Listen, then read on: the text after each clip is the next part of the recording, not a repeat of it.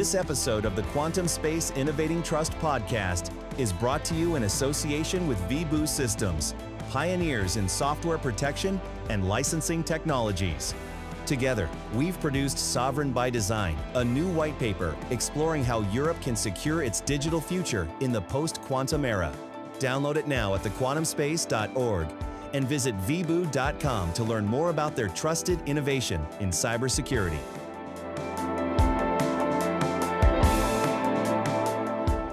Europe's digital defenses are tightening but not always in sync. Across the continent, regulators are pushing forward, attackers are adapting faster, and organizations are caught somewhere between aspiration and audit. In this episode of Innovating Trust, we're taking a closer look at Europe's cyber reality through the twin lenses of ENISA's Threat Landscape 2025 and the uneven rollout of the NIS2 directive. It's a story of progress and pressure, of frameworks that promise resilience but meet a threat environment that refuses to stand still. At the Quantum Space, we've been unpacking this in detail through a two-part editorial series connecting the policy intent with what's really happening inside infrastructure, procurement, and identity. This podcast expands on that thinking, how Europe's security posture is evolving, where the friction still lies, and why operational credibility is becoming the real test of trust. So settle in. This is your deep dive into Europe's dual cyber reality, where strategy meets the shifting tactics of the modern threatscape. This is Innovating Trust. Europe's cyber reality check.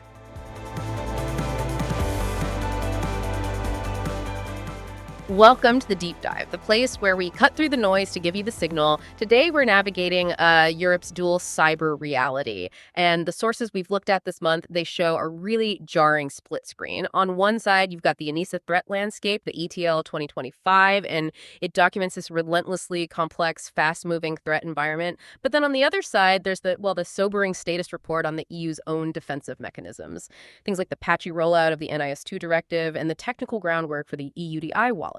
So our mission today is basically to filter almost 4,900 curated cyber incidents from the last year, that's mid-2024 to mid-2025, to really understand what is actually hitting the continent.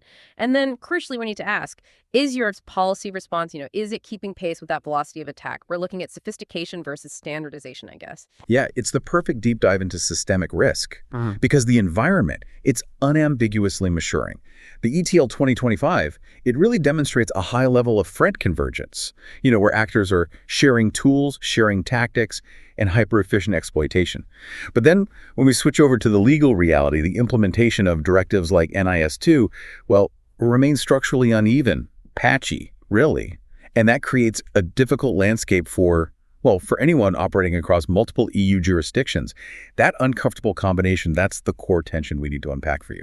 Okay, let's unpack this then, starting with the cold, hard data from that ENISA report. We're talking, 4,875 analyzed incidents. That's the number. Right.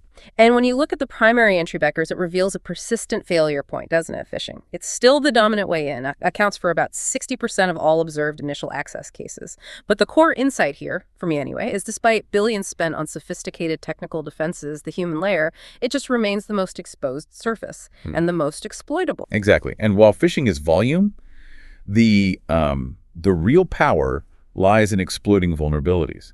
Now, that only accounts for about 21.3% of initial access attempts. Okay. But here's the significant difference.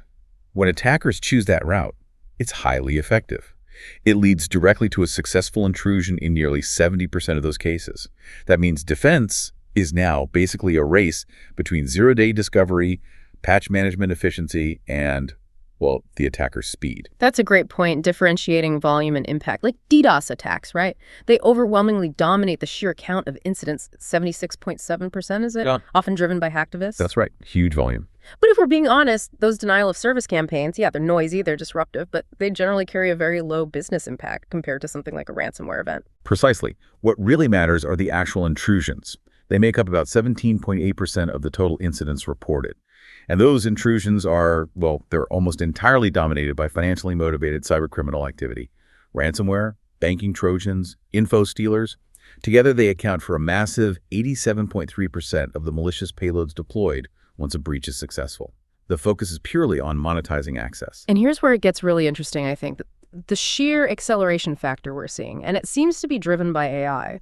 We saw data suggesting that by early 2025, AI-supported phishing campaigns, they represented more than 80% of observed social engineering activity worldwide. Wow. Yeah, this isn't just correcting grammar anymore. This is scaling mass deception. It completely changes the economics of the attack. Think about it. When AI can instantly generate thousands of highly personalized, contextually relevant phishing emails, the cost to the attacker just plummets, while the cognitive load on the defender, trying to spot the fake, it skyrockets. It fundamentally shifts the attack from, let's say, human-crafted precision to AI-accelerated volume. And that volume is hitting Europe's systemic assets hard. Looking at the sectoral targeting, the top 5 sectors align pretty much perfectly with critical functions. Public administration took the biggest hit, 38.2%, then transport at 7.5%, digital infrastructure and services 4.8%, finance 4.5%, and manufacturing at 2.9%. And the sources specifically highlighted transport, particularly maritime and logistics. These operations are facing repeated, targeted ransomware disruptions. It suggests attackers view supply chain stability as a high-value pressure point. Get paid quickly, right? Exactly. So moving from the what to the how, we get into converging tactics in part 2. The lines between previously distinct threat actors, state-aligned cybercriminals, hacktivisms, they're really blurring, which makes attribution, well, a nightmare. You can see this trend clearly in what some are calling fake activism. We're seeing state-aligned intrusion sets, specifically the Russia Nexus Group Sandworm actively leveraging hacktivist personas, like the Cyber Army of Russia Reborn. They use these front organizations to associate simple, maybe low-level disruption with a broader geopolitical information operation.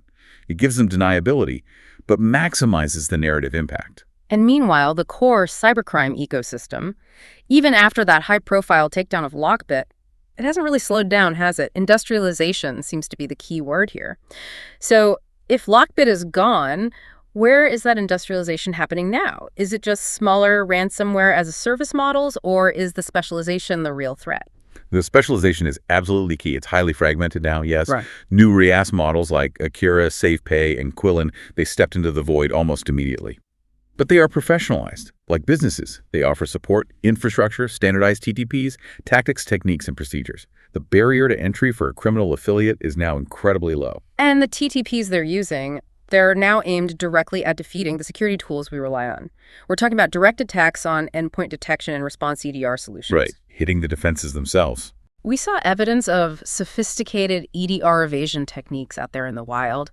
Cyber criminals are actively leveraging specialized tools. Things like AV Neutralizer, apparently favored by groups like FIN7 and EDR Killshifter, these are specifically designed to disable or blind the host's internal security systems. They're essentially deploying a kind of cloaking device that kills the internal immune system before they start the rapid, stealthy data extraction. Exactly. Bypassing the very layer organizations invest so much in for continuous monitoring. And if evasion fails? Well, then they turn up the heat on the victims. That Quillen ransomware feature where they introduce a call lawyer function, I mean, it's astonishing in its audacity.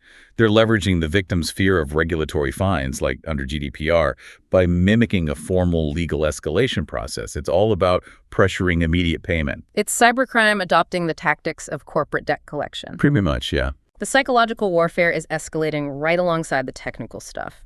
We should also note the evolution of initial access vectors beyond just standard email. The sources highlighted the continued rise of phishing-as-a-service platforms, FACE, like Darkula and Lucid. These just simplify the creation of sophisticated landing pages for attackers. Makes it easy for them. Totally. And even more targeted techniques like click-fix-style scams. They use fake CAPTCA prompts to trick users into running embedded PowerShell scripts. And also the increasing use of quishing, that's QR code phishing. Malicious QR codes placed in physical locations or even legitimate documents to direct users to phishing sites. It shows incredible creativity in finding that weak human link. And of course, we can't forget the state-aligned objectives in this mix. Russia Nexus groups like APT29, they continue relentless cyber espionage against European defense and government sectors, often targeting EU member states and NATO allies for intelligence collection. Still very active then. Very. Meanwhile, the China Nexus groups, including names like UNC5221 and Mustang Panda, they seem to focus heavily on supply chain, maritime logistics, and telecommunications. And a key detail here is their heavy use of compromised EU-hosted infrastructure, what the intel community sometimes calls operational relay boxes, or ORBs. ORBs. Yeah. They hijack legitimate servers within the EU to launch their attacks. Yeah. Makes the attacks look like they're originating locally, masks their true origin, and really complicates forensics. Okay, that convergence and sophistication gives us a chilling threat picture. So we've seen how sophisticated the attacker is getting. That brings us to the uncomfortable question. How well is Europe actually equipped to defend itself? No. Which moves us to the policy side, the regulatory reality check. Right. And the core of the problem seems to be the NIS2 transposition lag. The European Commission had to issue reasoned opinions to 19 member states. 19. Yeah, on May 7th, 2025, for failing to notify full transposition of the directive. That's not just a bureaucratic lag. It creates an environment of, 27 flavors of rules. And that operational uncertainty is massive. For any multinational organization, or even just a major supplier operating across borders, if you're a compliance officer today, you don't really know which set of rules or penalty regimes might apply where. The risk is that this lack of uniform rules creates loopholes, and attackers exploit gaps in governance just as effectively as they exploit unpatched software. So what does this all mean for you, the listener, operating in this uncertain legal landscape? Absent uniform rules, the prudent path seems to be an evidence-first posture. Like, don't wait for your local regulator to finalize the law. What essential controls from NIS2 should organizations be prioritizing right now? The ones that probably won't change much. Yeah, good question. I'd say system hardening, access controls, and resilience. That means, first, comprehensive asset inventories that explicitly include operational technology, OT, which is often neglected. OT, right. Industrial systems. Exactly. Then mandatory multi-factor authentication, MFA, for all administrative and external access. No excuses there. And perhaps the most crucial, tested backup integrity with verifiable restore proofs.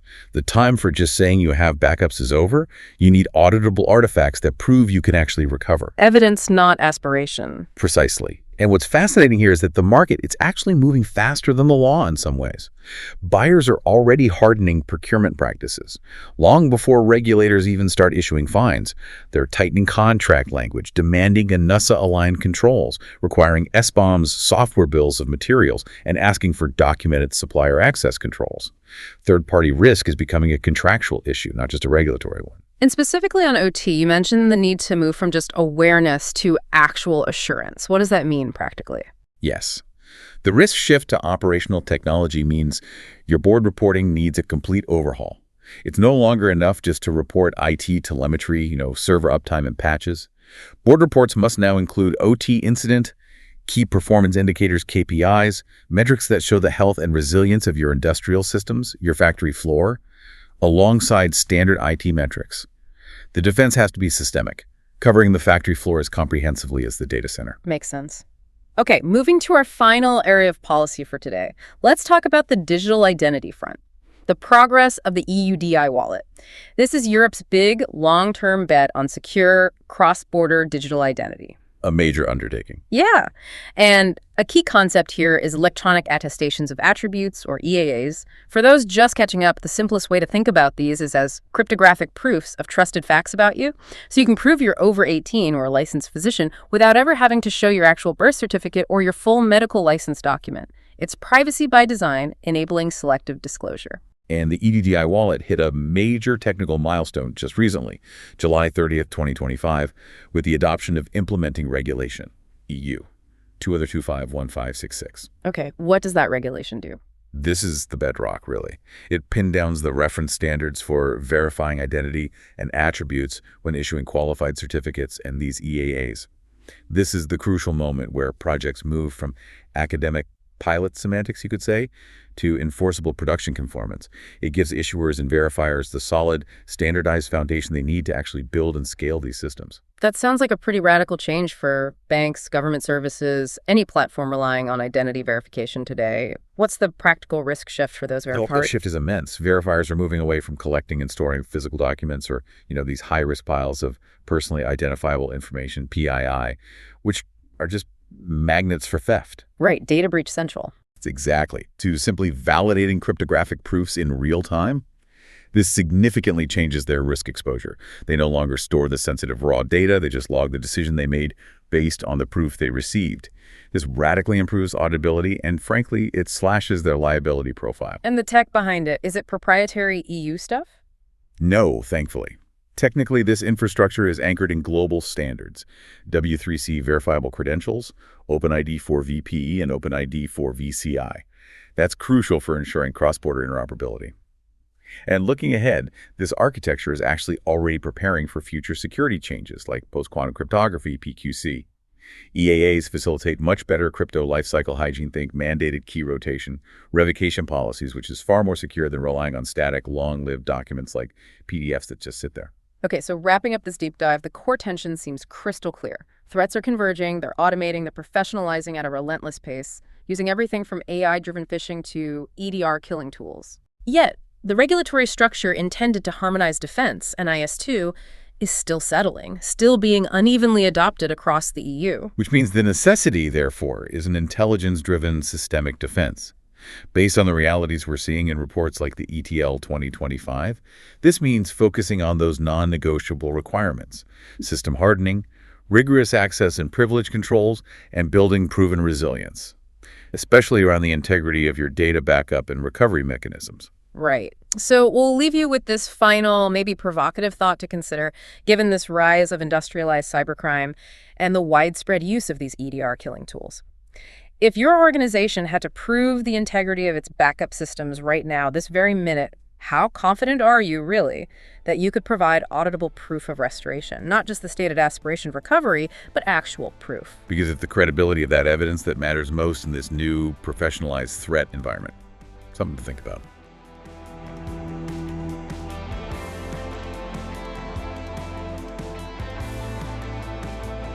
You've been listening to Innovating Trust, the podcast from the quantum space. For more on today's discussion, including the full two-part feature, Europe's Cyber Reality Check, and other reports on post-quantum security, identity, and resilience, visit thequantumspace.org. If you found this episode useful, share it with your network and follow The Quantum Space on LinkedIn or your preferred podcast platform for upcoming deep dives. Until next time, keep building trust where it matters most.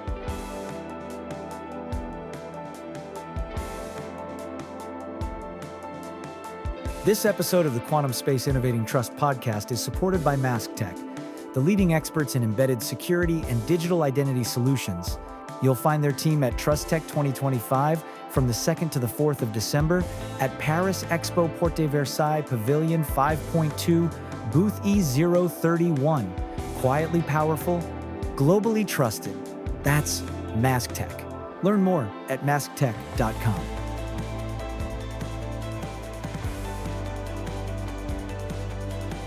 This was Innovating Trust, a quantum space podcast, edited and produced by Crown Communications.